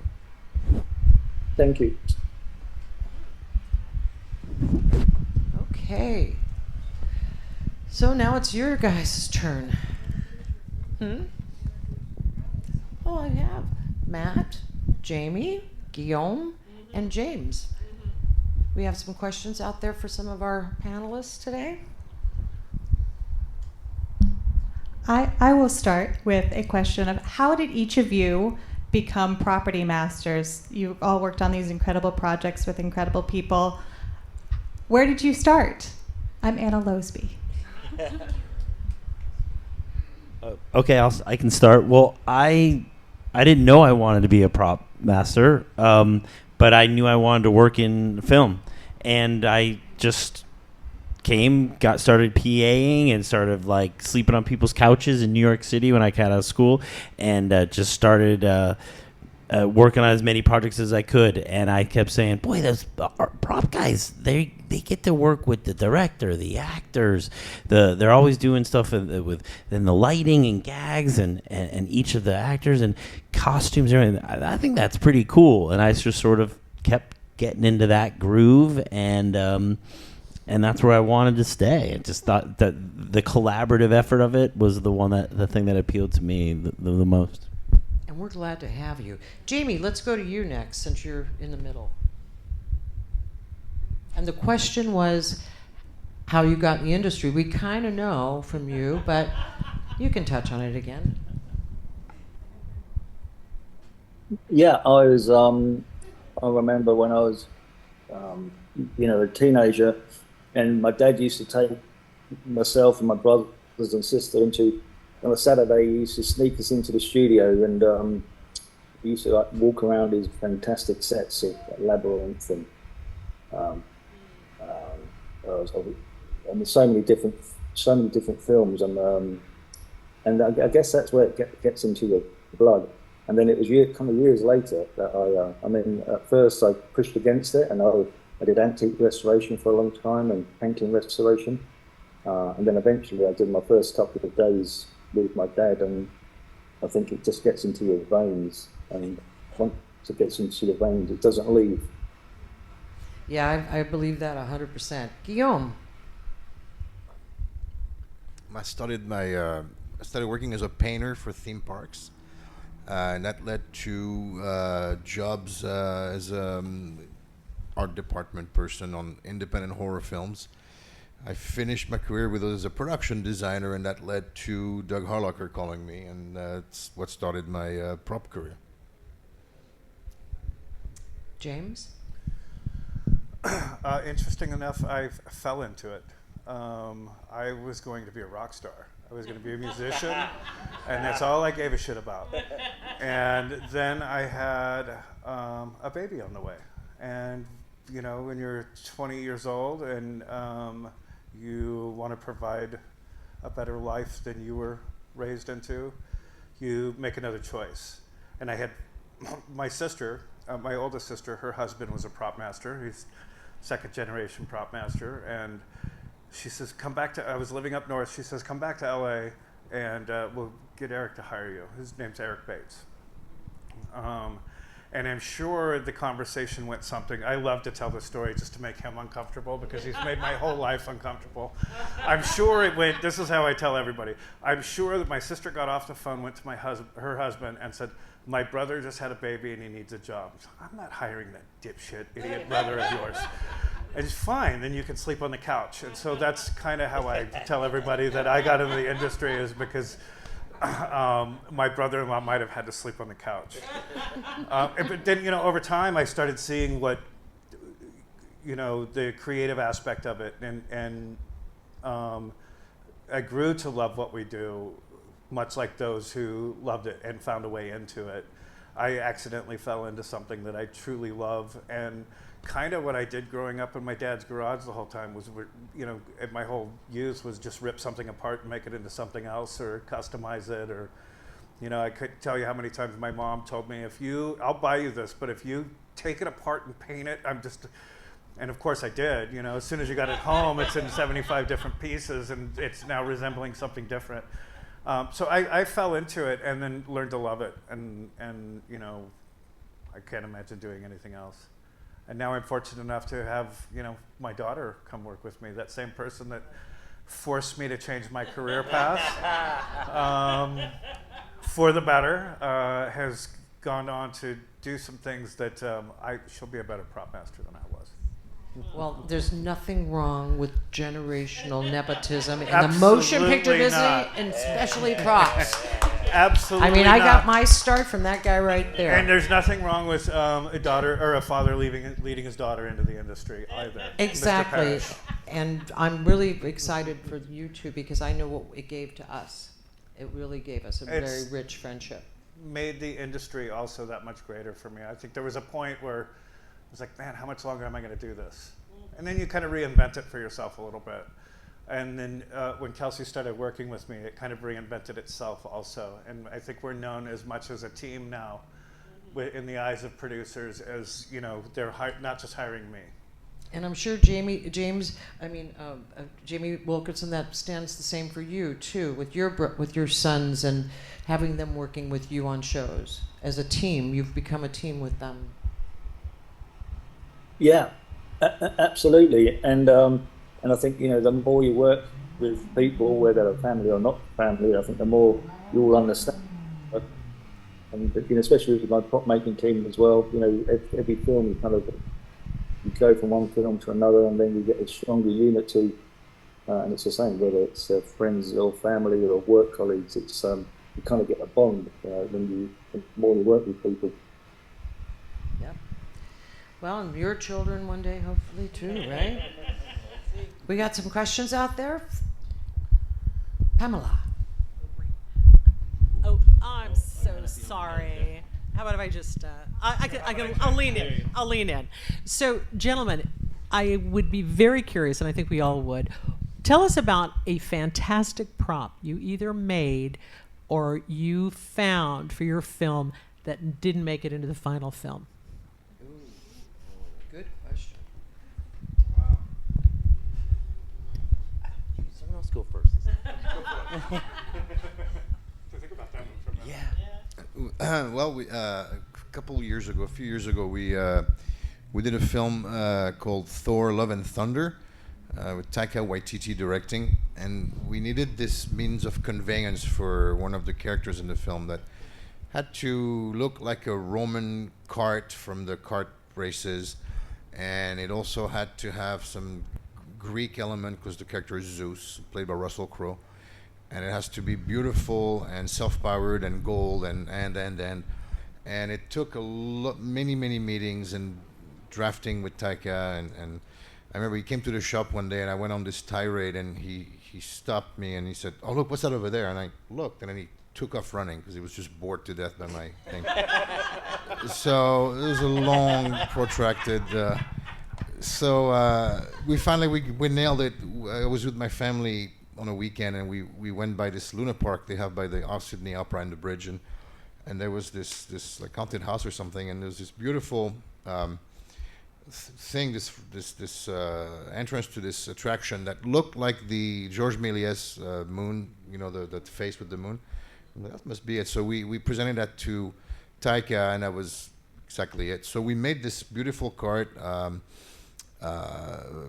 Our shop, we had a really big shop in Sydney, and then our special effects department made it a remote control powered thing, and it was this just absolutely stunning prop. It was like 15 feet long, and it could carry Russell Crowe around, and we shot it, and it never ever made it. Last time I saw it, we created it. We brought back like 6 or 7 sea containers, and then last time I saw it was created at the archives, at the Marvel Archives. So it was, you know, it was just, it was a project. I think it took us close to 3 months to see it through, and it never made it in a movie. No. Well, one thing that I was thinking about when you're talking, it's kind of silly to think about, but in our movie, pens. So when I started researching the things, and there's all this paperwork in the movie and all these other things, and I was like, oh my God, pens. I lost sleep on pens. And I had to find a guy in the Tulsa or some part of Kansas that was a pen collector, an aficionado, and inkwells and all this stuff, and we had shelves of inkwells. We had all these pens. We had to bring the guy. I had to go on a Saturday 6 times to this one guy, and no, not these. We need these. Blah blah blah blah blah. We had hundreds of pens to the tune of thousands and thousands of dollars. I don't think there's a pen in the movie. And I had heart attacks every morning, like, oh my God, he's going to be mid-signing, Bob De Niro's going to be signing, it's going to run out of ink. Where's the ink? I need a double. I was like, well, this is this, 80-year-old pen.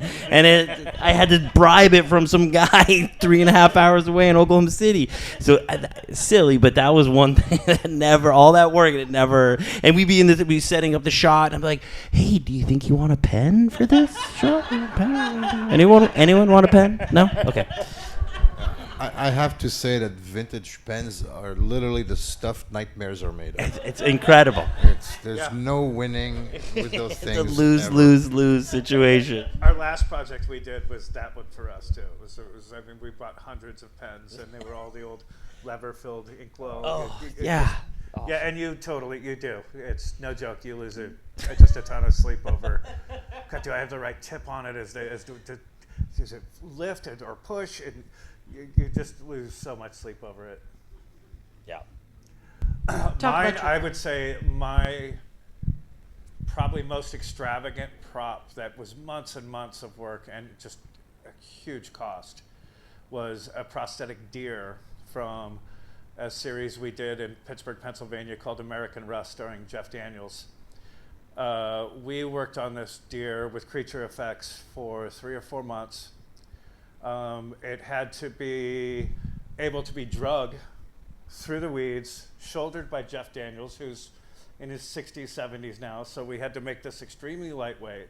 We only had the budget for one deer, so it had to check 4 or 5 boxes. It also had to be able to be hung from a pulley and field dressed. So removing all of its innards and slicing it, and it was beautiful and worked perfect. Even our tech who came out on the day we shot it was like, I would have thought that was a real deer until we got up to it. We shot it for about 8 hours with 6 people resetting this for 8 hours, and not one frame of it made the show. And we spent just on the build itself about $55,000 on this deer, and not a frame of it. Not a frame of it in the show. The pulley that it hung from made it in, but not the deer. So Jamie, across the pond, what's your prop that never made it to a film? Well, it was one of my favourite props on Wonka, actually.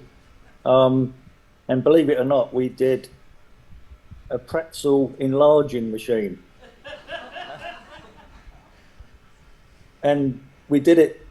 Paul was adamant it was going to be a scene. Well, I mean, they shot it and everything, but it's just because in the length of the movie, I think it was cut. But so it was basically like an X-ray scanning machine. So, and we did it again in camera. We did it by camera trickery really. So there's like 3 parts of this X-ray machine that had like a conveyor belt, and we literally put a pretzel in there, and then as it went into the second part, the cameras, the lights flickered inside, and then the second conveyor belt that started, and it's a bigger one, and then a bigger one, and a big one, till we had like a pretzel about this big.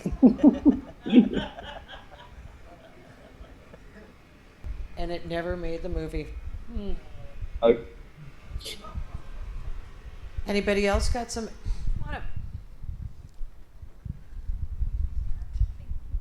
Hi guys, I'm Jamie.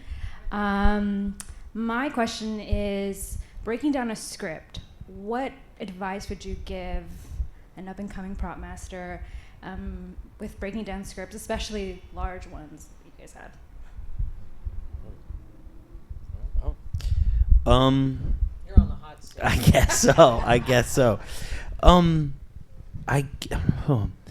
guess is don't lose sight of the realism of life. Like when I'm breaking down a script, I'm like really hyper focused on the key things that are mentioned, and those you read is this character needs this, and you that stuff we all know. But then it's just all the other things that's not on the page that needs to be in the film, that just sitting there sort of thinking about the way the world works and how we kind of help build that part.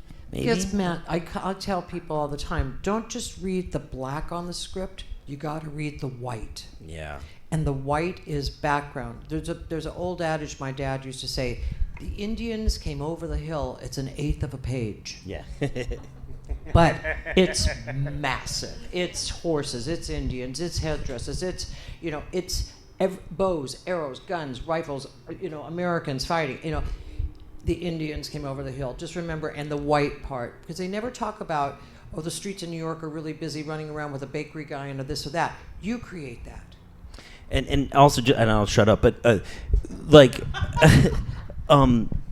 is like there's days when I'm breaking down a script and I've locked in the office for 8 hours and I'm just typing and breaking down. And then there's other days where I don't look at the script and I walk through Handprop Room, or I walk through History for Hire, or ISS, or Harbor Freight, if it's whatever it is, and you're like, oh yeah, there's all that stuff too. That's kind of the way I work. I like to be in an environment, a situation as well. Yeah, exactly what Matt said. I also, just let your imagination wander, and you're not breaking down a budget, you're breaking down a script. So trust me, they will cut the things they need to cut. So when you're in the breakdown phase, just put everything in there, and then let your imagination make your own movie. And Jamie. Well, I always remember, and I still do it today. My dad, one of the first things he told me was, "There's always going to be 2 or 3 danger things when you read a script, and those things will jump out at you, and you should highlight them straight away. And quite often they're the most scary, but rather than push them to the back, that's the things that he said you should jump on first, and that's what I've always tried to do." James? I would have to agree with everything all 3 of these gentlemen said, except I think where I start is I always read the script once without trying to break it down at all, because what will happen is if I try to sit down and read it for the first time and break it down, I don't understand the story because I start researching every little thing that you start to, oh, well, what's this and what's that? And you start to put it in your brain.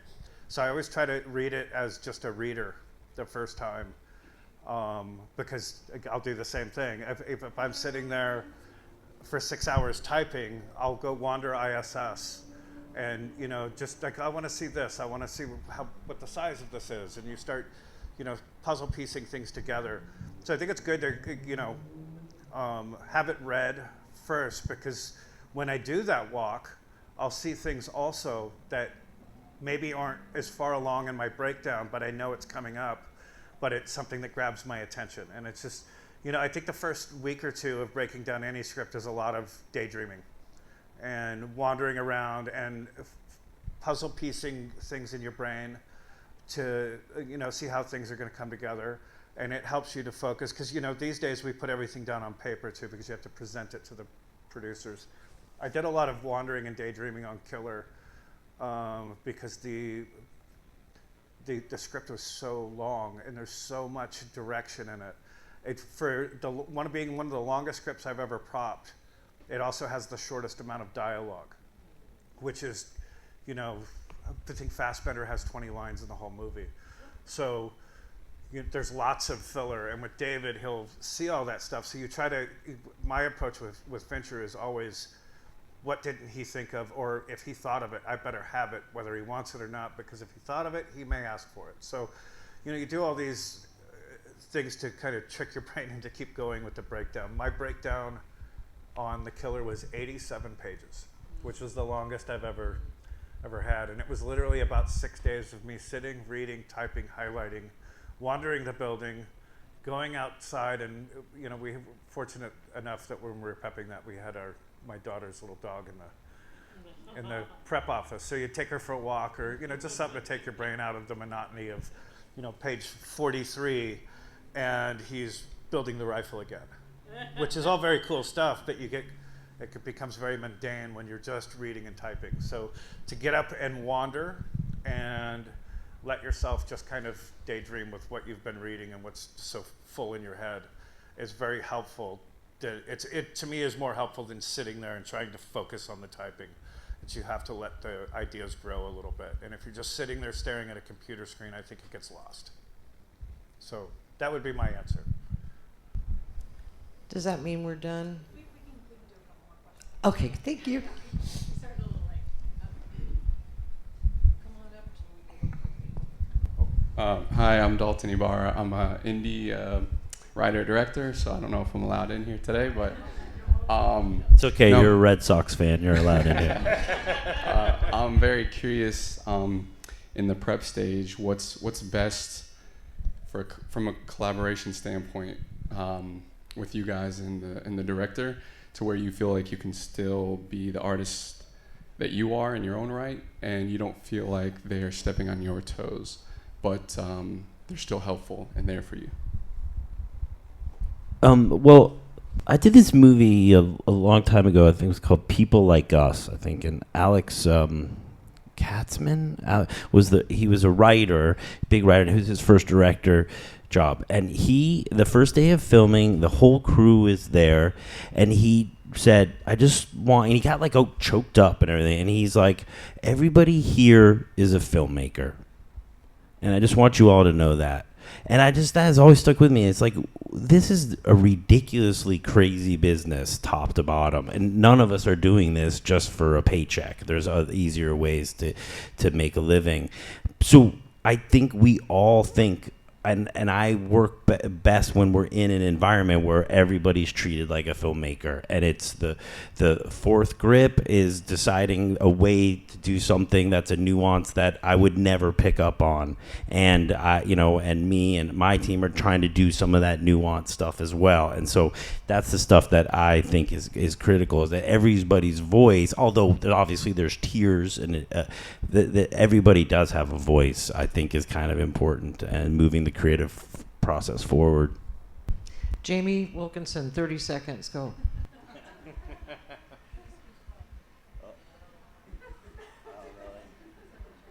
Oh, Jamie, hold on. Guillaume next. We'll come back to you, Jamie.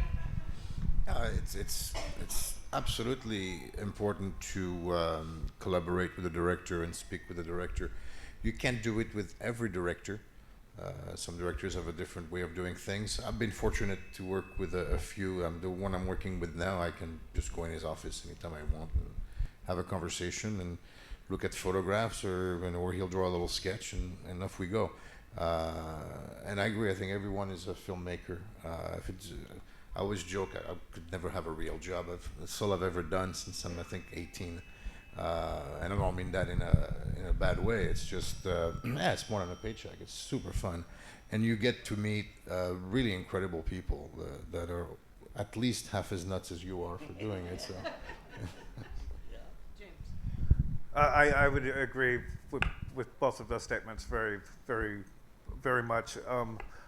I think that you can't do it without collaborating with a director, and I would agree that it's hard sometimes. The last project we did, we had a director, Park Chan-wook, who was very protected by his people, and you would have to schedule meetings weeks out, and it's just like, that doesn't work on our timeline. I need to speak to him today. So I discovered where his office was, and I just started inviting myself in, which I think he appreciated after about the second or third time, that it's like, let's get it done, and I'm trying to give you what you want, but you have to have that FaceTime with them, and you just can't. Otherwise, when you're shooting, there's just going to be a multitude of problems that you didn't even see coming, and our job is just try to figure out all the problems that are going to come with this. And when you don't have that FaceTime with the director, there's just inherent problems right out the get-go. So I think there's no way to do it without director time. Not correctly. If I may add one thing, some directors are unaware that the prop master works for them. Like, we really are their eyes, ears, and arms on set. It's happened to me a few times with some directors where I'm like, look, man, I work for you. I don't work for the UPM. Just deal with them, but I work for you. And so it's important to make them understand early on that I'm not here to say no or give you issues. I'm here to make this happen for you. So I think that's how you gain their trust, and then you're then able to go into the office whenever you need to. Jamie, do you have a couple of words to add to that? To the importance of the relationship between you and your director? I think it's a process, and the whole filmmaking and the props is a process, and I think we like to give ourselves 100%, 110%, and we immerse ourselves in it. But along the way, you also have to make sure that you don't destroy yourself, along the way, because sometimes you can become like night and day, and sometimes you have to always leave a little bit a little bit of you, if you know what I mean. Agreed. Hello, my name's Amanda, and I'm sort of going off with the script. Like, how do you communicate with your team? Like, is it apps? Like, and how are you staying organized with your research and files and such? I guess I'm realizing now that I'm sort of one of the old school guys that I complained about when I got into the business, right? Because now, like, I'm on a movie and they're like, here's Slack, there's this app Slack. I was like, what? I'm not using this app Slack. So I try to share as much stuff. The only way I can answer that is everything that I do, Kim does, that we just share with everybody. Here's the breakdown. Everyone has a copy of the breakdown. Here's the schedules. Here's the scout pictures that I took. And I always go on the scouts. That's one thing I would say to anybody who's trying to get in. Don't let them keep you away from the scouts. Try to get yourself in there. So that would be the one thing I'd say, I guess. No, exactly. Yeah, I'm terrible with technology and don't like it at all. But my crew is outstanding with it, so I just write everything and share everything. And there's nothing I know they don't know. As much as feasibly possible, Rachel is in every meeting with me if it's possible, and I religiously go to every scout. I wish the tech scout was first week of prep would be the tech scout, because you're going to learn so much, so many answers, so many questions will be answered on the tech scout, and it's the last thing we do in prep, which is dumb, but it's what it is. So. And partially that is because we don't have production meetings where you can ask 3 hours worth of questions. So that is where all the answers happen, is in that follow van, and being visible on the set. And I think that gives your first AD that camaraderie where you begin to build that relationship with him or her. Well, you can tell a top-notch first AD with the production, with the way the meetings are conducted. If you spend 4 hours reading the schedule and the script, you're wasting one more day of prep. If it's conducted well, it's concise, and everybody has something to say. You have a good captain steering the ship, and it's important. Again, there are a lot of things out there that are there for us to acquire, like tech scouts, the art department, the costume department, their design. You have to absorb it all and regurgitate it to your crew, because that way they're in the know. It's not just the script and the props breakdown. It's a narrow view. You have to go to the other departments, including locations, and they're very helpful as well. So, Jamie, you have anything to say on that about the importance of importance of communication on set and with your crew? The communication with your crew. Sorry, the audio was quite bad there. I'm sorry, I didn't get a lot of that. Sorry. Just what the importance to you of what it is to communicate with your crew and going on location scouts or being part of the process and prep. I'm sorry, I still didn't get it. Sorry, Hope. That's okay. That's all right. So I think we are coming to a close, right? Did you get to talk? I don't have much to add to that. I mean, they've pretty much nailed it. I will give it a whirl. The scouts, definitely important. I can get more answers out of one day of scouting than 3 months of sitting in an office. And sometimes you'll have better attention from the director because you're standing in the space that he's going to film it. And they're more engaged to have the conversation then. I share all information that I have. Kelsey, as much as I can, takes her to every meeting that I go to. We do a group text where we're all in communication always with each other. The other thing I do is I do require my regular crew to all do their own breakdown. And it's not so much that for any other reason than it just I know when I do my breakdown, it's now in my head.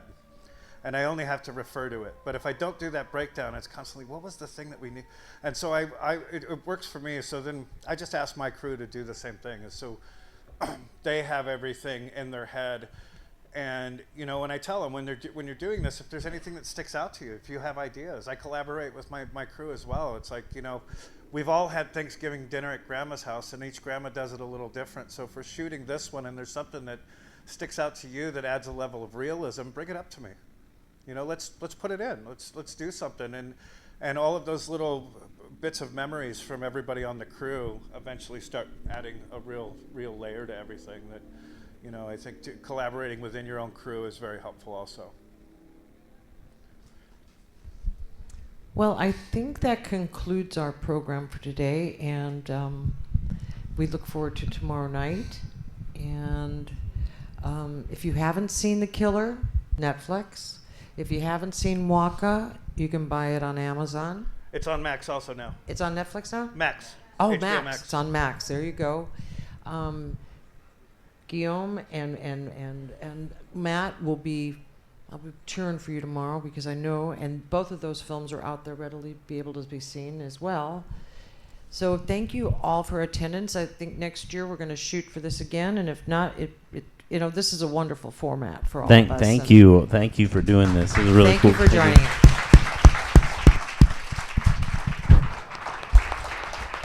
Thank you again to Hollywood Heritage for hosting us. We have coffee and donuts out back. Check out some of the museum. We have PMG President Jeff Johnson at the merch booth in the back. And I think everyone might be able to stick around, although Matt needs to go back to set. Good luck. Again, thank you everyone for coming today.